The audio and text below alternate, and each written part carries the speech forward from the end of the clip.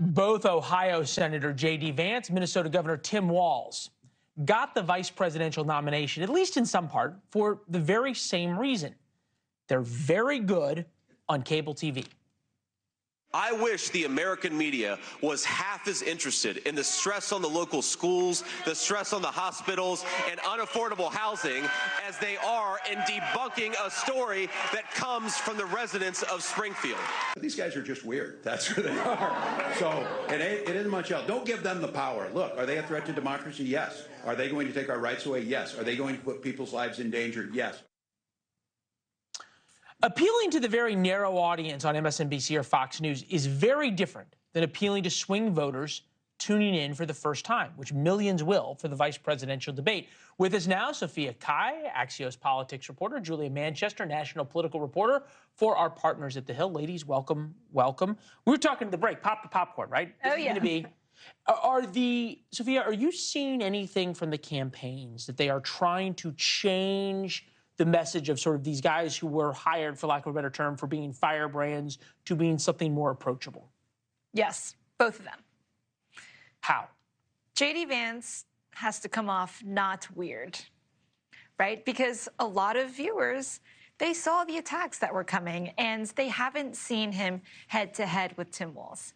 These are two guys with very different, interesting backgrounds. They're both sold as appealing to the blue-collar worker. It's a very important voting bloc in this election. And then you've got Tim Walz, who hasn't been tested on the national stage. So it would be a very interesting matchup next Tuesday. And, I think each of them is going to be trying to find the best attack points for the other person.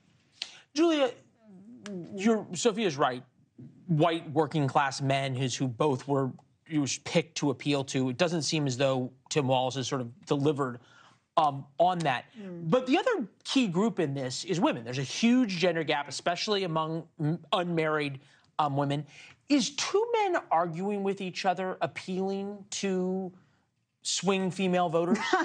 That's a good question. Look, we'll see. But I do know that we can expect to see Tim Walz hit J.D. Vance over that attack line, or that line he made a few years ago about childless cat ladies. Expect that to come up.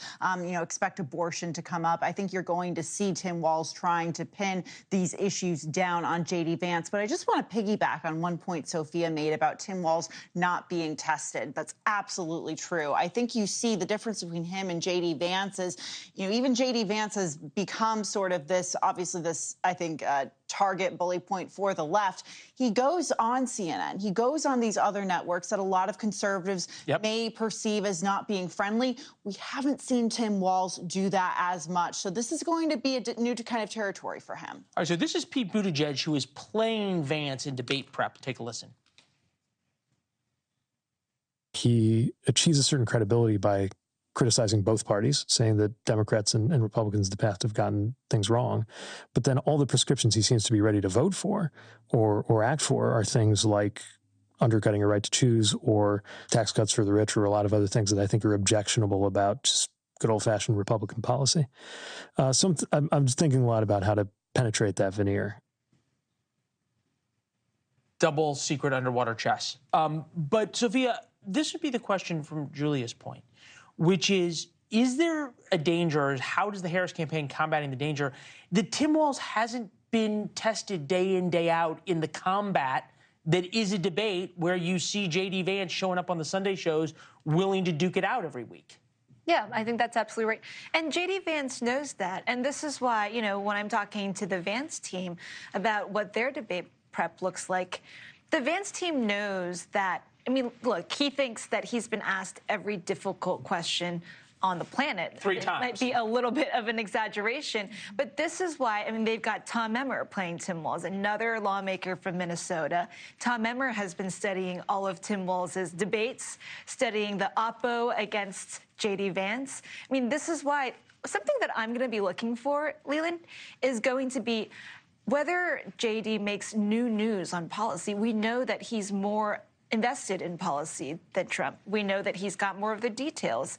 No, he was the one who made the child tax credit news. He was the one who sort of put that out. So, yeah. And so, take a look at the test substance, too, on Tuesday. Yeah. Well, we said in more notes that J.D. Vance had more to gain because there's more opportunities. Tim Walz, sometimes when you're a new guy, you have more to lose. Thanks for watching. Go to joinnn.com to find NewsNation on your television provider. And don't forget to click the red subscribe button below to get more of NewsNation's fact-driven, unbiased coverage.